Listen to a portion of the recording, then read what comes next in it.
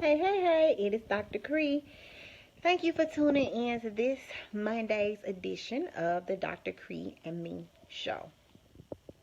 I'm so happy to have you here tonight. It's going to be a quick one. I wanted to give you three reasons why your doctor may not be writing you diet pills. Hey, Sharika. My sinuses have started to bother me since I've been home, so I'm going to give y'all these three good points. And then I think I'm going to rest, as the old folks say, I'm going to rest my nerves. So, three reasons why your doctor may not be writing you any diet pills. We're going to get started in about 3 minutes. Sharika, you been doing okay? So good to see you on here. We're going to get started soon. I see you've been doing real good with your holding your physique down. Thank you for watching. And we're going to get started in about 2 more minutes. Got my watch on. Come on in the room. Welcome. This edition of the Dr. Kre and Me show will be on the 3 reasons why your doctor may decide not to actually write diet pills or give diet pills to you. So everybody these days is looking for a little bit of a quicker fix to start to feel better. But diet pills are not made for everyone, just so that you know. So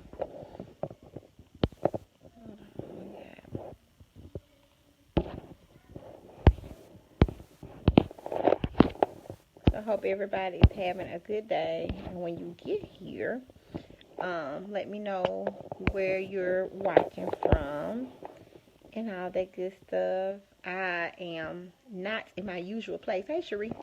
Not in my usual place because all my stuff is still in my trunk from doing a book launch. Thanks so much, y'all, for buying the book. We got bestseller, #1 bestseller in 2 different categories. So thanks so much. So we're going to get started. You know who I am. Hey, Latanya. I am Dr. Kre. I am your board certified family medicine physician, and I specialize in what's important to you through my awesome practice here in Birmingham, Alabama. My one-on-one coaching, my telemedicine. I help you, the awesome patient, learn to live healthier, happier lives and make wiser decisions. Because I feel like when you know better, you do better. So let's learn something tonight. Hey, Miss Brewster. So the number one reason why your doctor may not write you any diet pills is because, believe it or not, a lot of the diet pills are controlled substances. So #1, they're controlled substances. And whether you know this or not, they are really monitoring the amount of controlled substances that doctors write. With the opiate epidemic, we have to be really mindful of the number of controlled medicines that we write. So what's considered a controlled medicine? Xanax, Klonopin, Percocet, Norco, Tramadol, Ativan, Adderall, Ritalin. So there's someone somewhere that is actually counting every single prescription that we actually write. Every single one. So they count all the prescriptions that we write that are controlled. So if our controlled substances exceed a certain limit, then that puts a red flag on a doctor. No doctor wants to have a red flag on them, right? So because they're controlled, no one wants to be on that list. Hey, Dave. No one wants to be on that list. So a lot of doctors are counting down, just omitting the amount of controlled substances that they write. A lot of times controlled substances may or may not be able to be refilled. Adipex is one of the big weight loss medicines that you can get for pretty cheap now because it's not on insurance. But it is controlled. You cannot write refills on a prescription. You have to have several different refills. I'm not a fan of writing weight loss medicine. I probably can count on my one hand how many patients I have on it because I'm trying to keep my controlled substance numbers down, and I just would rather not utilize them in that regard. So number 2 is a lot of diet pills can make you make your blood pressure even higher. So it can elevate your already, if you currently have a blood pressure, I usually say if your blood pressure is, hey Portia, if your blood pressure is over 150s, over 90s, even if I thought about giving it to you, I'm not going to give it to you, because I know how women are. I know how people are. If I'm on the weight loss medicine and I'm losing good, I'm losing, I don't care that this blood pressure is up. I don't care that my head is hurting. I don't care that I'm giving myself a stroke, practically, but I'm skinny. I'm losing weight. So I just take that guilt and that blame right off of you guys, so you don't have to make that decision. So I have a rule in my head that say, hey, if the blood pressure is up, I know this medicine 9 times out of 10 is going to elevate the medicine. And because I don't want to put my patient at risk for having a stroke, for having to be on higher doses of their blood pressure medicine. So I say, you know what? I'm just not gonna write it. So number one, it's a controlled substance.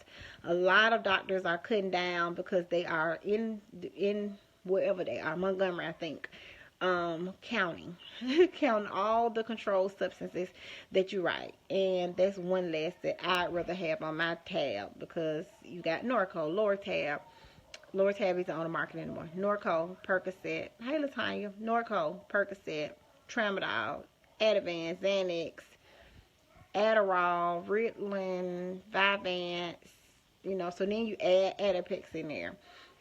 So number one, controlled substance. Number two, it can elevate your blood pressure. That's number two. Can somebody type that in there? So elevated blood pressure is a big side effect of the medication. Number three is it can really make your heart beat really, really, really, really fast.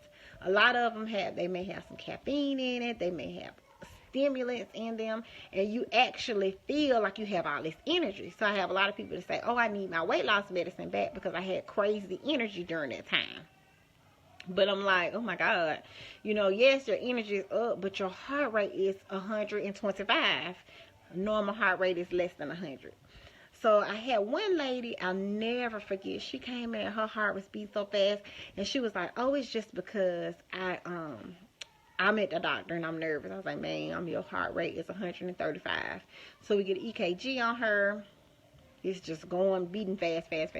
Oh, it's not that. It's not the weight loss medicine. It's not. Okay, so she came back a month later off the medicine. Hey, Sammy. I'm like, you off your medicine? Who took you off your medicine? And she was like, well, hey, Vic, well, I stopped my medication because I went to the ER, and the ER doctor told me that my heart rate was beating so fast, and it was because of the diet pills. So the side effect panel is crazy. So high blood pressure, increasing your pulse, so heart rate is beating out the wazoo, headaches, constipation are all side effects of weight loss medicine.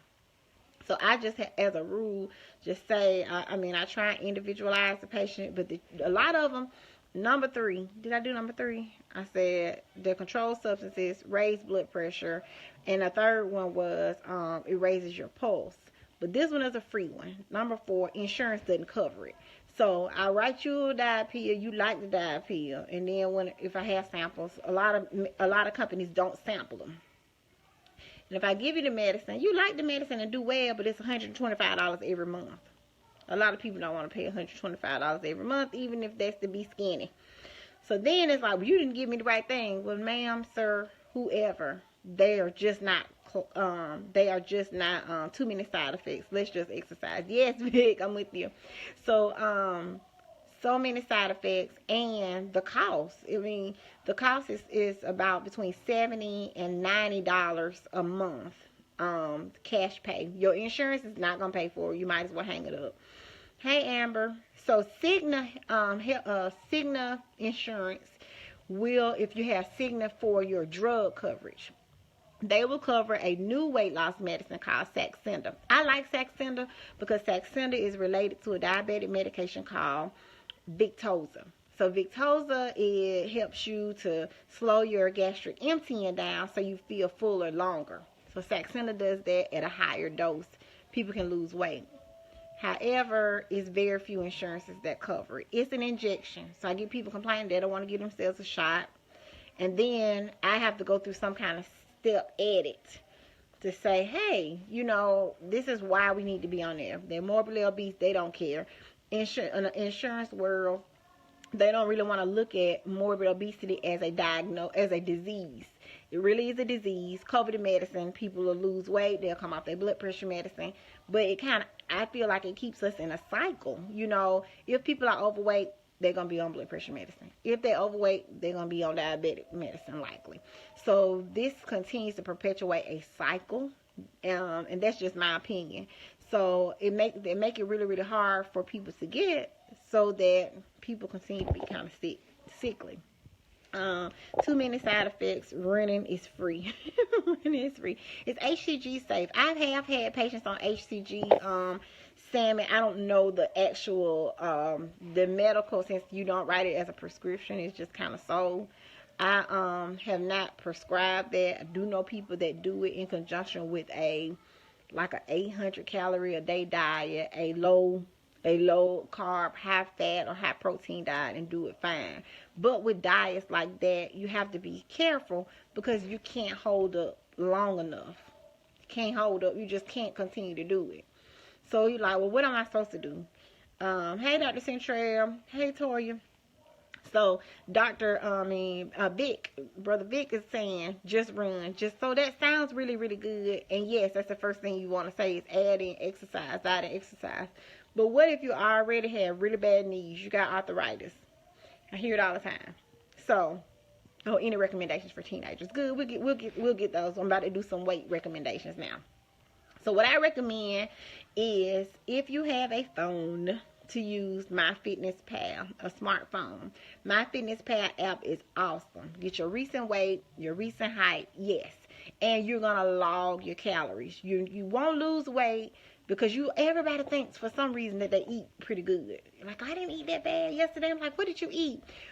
Well, I went to McDonald's at lunch, and then at home I had fried chicken and fries. I'm like, that is not good.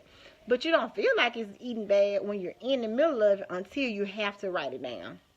I do my best when I log my calories. So MyFitnessPal will say, hey, my current weight is XYZ. I want to lose 10 pounds. I'm this active. I'm very active. I'm little active. I'm not active at all. So it's going to tell you how many calories to eat so that you can start to, decrease your caloric intake. Because no matter what anybody say, yes, exercise. But if you're going to out-eat your exercise, then it's futile. So I always say losing weight starts in the kitchen. So first, start off in the kitchen. Start counting those calories. And once you see that is what you're eating and how much you're eating, it may not be that you're eating bad. It may be the amount that you're eating. So MyFitnessPal Amber is actually really good for kids, for adults, for anyone, because they got their phones in their face all the time. It has in there anything from McDonald's to home cooked spaghetti. You can put anything in there. Ruth's Chris, however, you just put it in there. Or if you're at the grocery store and you don't see it, you can take your phone and scan the barcode. So scan the barcode. So first of all, usually if I put somebody on a diet plan, I'm like, first we're going to start watching for the next week. I want you to eat just like you're going to eat every day. Eat and see how many calories. You're like, oh my gosh, that Big Mac meal was 3,000 calories. Did I really need that? Did I really, really need that? Can you drop the link later? Yes, I will. I will drop it. Can somebody type that? MyFitnessPal. It's on any smartphone app, please. Yes, so MyFitnessPal, and you just hit it. So everybody's like, okay, I've been doing MyFitnessPal. So how much exercise do we need? We're gonna need at least, it is recommended 30 minutes of aerobic, which is cardiovascular exercise, about 3 to 5 times a week. Y'all, that is real. That's the recommendation. That's the recommendation. I choose to lose my weight in the kitchen because I'm like, oh my gosh, but I'm pretty sure I feel much better if I worked out. So that's what teenagers can do. They can do that MyFitnessPal, And then we have to be intentional, because nowadays with the phone, the internet, the games, they're not outside like they used to be outside. You know, we had time when we would go outside, we play, you know. This was the get out the house. You come home when the street lights come on. You know, if you lived in the city and you had street lights. We was in Marion, it wasn't no street lights. We wasn't going nowhere, but in the backyard. So you have to be mindful. And parents, one big thing that I will say is, be mindful what you're buying. Be mindful what's in your house. Because if you're the one doing all the purchasing, then if you want your teenager to eat good, then you need to make sure there are good choices there. We need to make sure there's fruits, there's vegetables, there's not just a ton of juice there. Get them in the process of drinking water early. So those are all the things that I'm like, be mindful that if you're not cooking, you know, parents, you know, 2-3 times a week, then the choices are going to be to eat out, and that's higher in fat. I have several teenagers that are over 200 pounds. If you're having a problem with teenagers with obesity, that Children's here in Birmingham does have a obesity clinic, and I have referred them. They do have a Children's, also has a high blood pressure clinic. Things that you wouldn't, you know, 10, 15 years ago, you wouldn't think that they even needed. But they do have a high blood pressure clinic, they have a diabetic clinic, and they have an obesity clinic. It's very hard to get in that obesity clinic too. It's like months of waiting. Hey, Darlene, to get in there. So we said, how can we do it? Because diet pills are hard to get your hands on. You can watch MyFitnessPal. It is very, yes, that's a great point. It's cheaper to eat bad. So if you're on a budget, you're on a fixed income, it's so hard to be like, well, let me just go over here and eat me some get me out the fresh fruit section, eat in the outside of the, is it the outside of the grocery store? Yeah, because the vegetables are on the outside, the meats and the meat on the outside, and then all the processed stuff are on the outside. You want some what? Some diet pills? You gotta watch the beginning. So, we gotta make sure that we're eating from the right, food groups. Now that you may have to start small and say, you know what, I can only afford one decent meal out of the week. $1 meal versus a $7 salad. You're right, but you have to make these decisions. But people continue to do things that are detrimental. Like they still continue to smoke. That costs, I don't know what a pack of cigarettes costs, but that's cost. They drink, that costs. And it's like, when I try and sit down, I'm like, if you really want to lose weight, we have to make some lifestyle changes. We have to make some sacrifices, especially if high blood pressure runs in your family, if diabetes runs in your family, if heart disease runs in your family. These are all things that we really have to look at, because it can hit you soon enough. Your family history just kind of catches up with you, whether we like it or not. So what can we avoid if that's going to make us have healthier, just a healthier, longer life? So I said, MyFitnessPal, the recommendation is to exercise for 30 minutes, 3 to 5 times a week. There are also some good things out there. There's some diets out there, low carb. That's low carb. Write that down, somebody. Low carb diets, high protein or meats in your diet. And usually if you're going to do a low carb diet, high protein, low carb, high protein.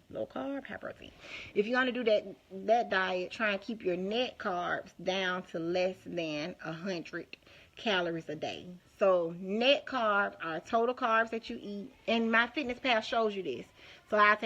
So today I ate 71 total carbs, but 15 of those were fiber. So I took my 71 carbs minus my 15. That gave me my net carbs. So I had a really good day as far as my carbs go. But I keep my carbs, try and keep them less than 100, because that is one of the ways, especially African Americans, your weight will fall off you if you watch your carbs. Because the carbs is turned into sugar. Sugar makes you, have to battle with your insulin if you're insulin resistant. I'm borderline diabetic. I'm not borderline diabetic. I was gestational diabetic. Hey, Angie. gestational diabetes, so I have been trying to watch my sugar intake overall and what turns into sugar. So carbs are ultimately going to be turned into sugar. So your pastas become sugar, your potatoes become sugar, your fries become sugar. So all of that, your body is really, really, really, really fighting to say, hey, we're going to turn that to sugar, and then we're going to burn it fast, so you're going to be hungry in 2 hours. Hey, Doris. So low carb, high protein diet works really well. And then there's something called a ketogenic diet. I'll put a link in here. The ketogenic diet is pretty good. They almost eat little to no carbs at all. A lot of protein, and that is kind of the newest diet that's out there, and it tries and forces your body to eat, to break down your fats first, your proteins, and then break down your carbs last. So you feel fuller. You feel fuller for a longer period of time because your body is burning down fuel the right way. So your meats, your proteins, then your carbs last. So those are some good diets to look into. And last but not least, intermittent fasting. It's been awesome. So you eat for 8 hours out of the day, and you fast for 16 hours. So you may start eating about 12 or 1 in the day. You eat to 8 o'clock at night, and then you fast while you sleep, pretty much skipping breakfast. So that forces your body. To just to not nibble all night long. So you're really saying, okay, in those 8 hours, I'm going to eat my 1,200 calories, my 1,500 calories, whatever number of calories we're going to have. That's what we're going to do. And you'll be surprised how you begin to lose weight with that, because your body just stops craving. You start to control your stomach. Or some people, Darlene, some people change their hours. Like I do mine from 12 or 1 in the day to 8 p.m. After 8, that's it. I mean, if I'm out and I can't help it, I'll eat at 9. But that's really rare. But some people open their window and they do their window from 10 to 6 or something like that. You can actually do that as well. You make it fit you. You know what I'm saying? So there's some good ways of eating. And you can either do low carb, high protein diet. You can do the ketogenic diet. You can do the intermittent fasting. Intermittent fasting works pretty good because a lot of times they're not super counting their calories, because you're just eating during those 8 hours. After those 8 hours are up, you done eating. And so I get hungry at 10 o'clock in the daytime, but I just drink some water and keep working. So I feel more empowered because I'm controlling my own belly. Hunger isn't controlling me. I'm not a grouch. You're a grouch for 2-3 days after that. So yeah, you can do 10 to 6. It depends. We eat dinner. My husband gets off about 7:30. So that gives us still a little time to eat dinner at night together. But that is really good. So somebody type that in there, intermittent fasting and ketogenic diet. So those are some diets and plans that you can look into if you have a doctor that's like me that really won't write much of diet pills, because I know the side effects, and I know y'all won't tell me if you have side effects because you're getting skinny. And my job is to do no harm, and it's not to harm you whether you're skinny or not. Are there any questions? Let me see if I missed anything. I will post a link if anybody's interested in learning more about the ketogenic diet. I do offer a product out of my office that we do that helps with weight loss, helps to get your body into what we call ketosis pretty fast, and it's some shakes, some drinks. So I'll post that link. Hey, Reverend Eva. Yes, I posted, and check it out. Yes, Amber, it's safer. Amber, it's safe for teenagers as well. So it'd be something to kind of look into if you want to try. And so just be encouraged and make sure you're watching what you're buying. So, any questions? Y'all made my head feel better. My head's not hurting as much as it was. Glitter Girls Dance Team, hey there. Thank y'all for joining. Thanks so much everybody that bought the book as well. We made bestseller, #1 bestseller in 2 different categories last week. So thank you, thank you, thank you. I'll put that link in there as well if anybody's interested in getting the book. And otherwise, I will see you guys next Monday. I'm hoping to have a guest on to talk about their life living with heart disease and overcoming. So that should be fun.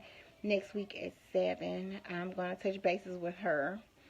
But otherwise, all is well. If there are no questions, you always can. I'll go back in the post and read the comments later on. So if you think of something, just put it here. Do you know who I am? I'm Dr. Kre. I am your board certified family medicine physician, and I specialize in what's important to you through my awesome practice here in Birmingham, my telemedicine, my concierge practice, and just the one-on-ones. I help you, beautiful, beautiful people, live healthier, happier lives. I feel like when you know better, you do better. And I'm here to help thrust you into, y'all let my hair look crazy all this while. I'm here to help thrust you into a healthier, happier lifestyle. And I hope everybody went to go see Black Panther, Wakanda Forever. So check out the links. I'm going to post them in as far as some different weight loss options and products. And I will see you next Monday. Take care.